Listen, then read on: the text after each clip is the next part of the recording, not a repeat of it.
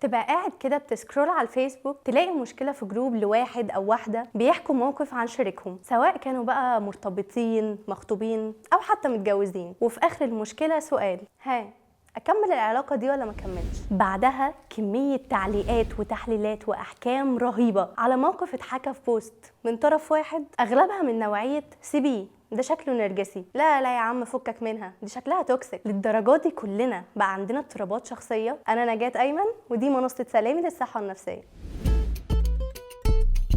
في أكتر من 265 ألف حالة طلاق في سنة 2023، وده الرسمي، غير حالات الانفصال الغير موثقة لأنهم عايشين مع بعض في نفس البيت عشان بس العيال والتكييف. وطبعا مفيش أي إحصائيات للخطوبات اللي بتتفسخ والارتباطات اللي بتتفركش. بقى في أنفت جوه كل واحد فينا متحفز لأي تصرف، ومطلع الشوك اللي جواه، وواقف للتاني على الواحدة، ومع أول تصرف أو غلطة يبدأ يحللها ولا كأنه فرويد زمانه ويجري يشخص اللي قدامه. طب هل كل موقف بيعبر عن سلوك معين ضروري يأكد ان الطرف التاني عنده اضطرابات شخصية؟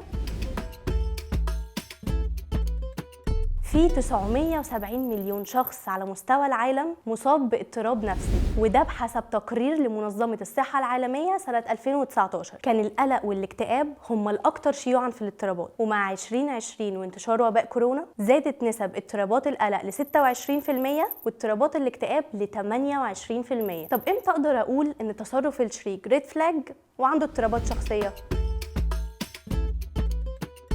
الاضطرابات الشخصية بتتقسم 3 مجموعات حسب درجة حدتها، بحسب مقال منشور على موقع أمريكي للعلاج النفسي. اضطرابات الشخصية من الفئة الأولى، ودي أخطرها، بتتسم بسلوكيات غريبة وغير مألوفة زي الشخصيات البارانويدية والفصامية. اضطرابات شخصية من الفئة الثانية زي الشخصيات الدرامية سواء عاطفيا أو سلوكيا، وكمان الشخصيات المعادية للمجتمع زي اضطرابات الشخصية الحدية والنرجسية والهستيرية. أما بقى اضطرابات شخصية من الفئة الثالثة فدي من الاضطرابات الأكثر انتشار بين الناس، وبيندرج تحتها الشخصيات اللي بتعاني من القلق والخوف والوسواس القهري والنمط التجنبي. وعشان تعرف تشخص الاضطرابات دي محتاج متخصص ومجموعة من المواقف المتكررة عشان أقدر أقول إن ده سلوك شخصي، مش مجرد موقف عابر أو تصرف حصل مرة أو مرتين.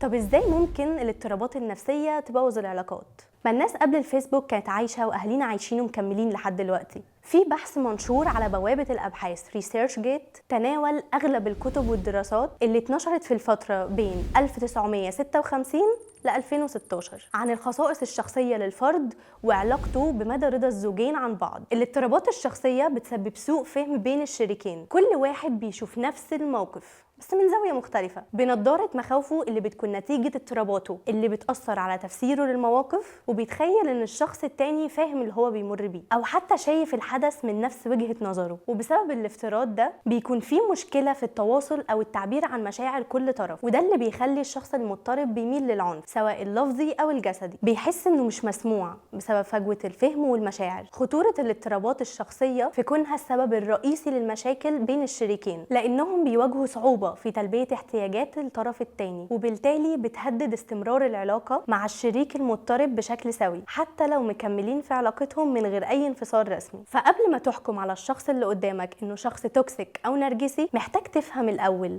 يعني إيه اضطرابات شخصية، وتلجأ لمتخصص لو لاحظت تكرار سلوك معين عليه بيعوق حياتك الشخصية والعاطفية. السؤال هنا بقى، هل الوعي النفسي بالاضطرابات الشخصية هيخليك أنضج وأفضل في علاقتك مع شريكك، ولا هتخاف أكتر وتهرب؟ وعشان تعرف أكتر تابعنا على منصة سلامي للصحة النفسية.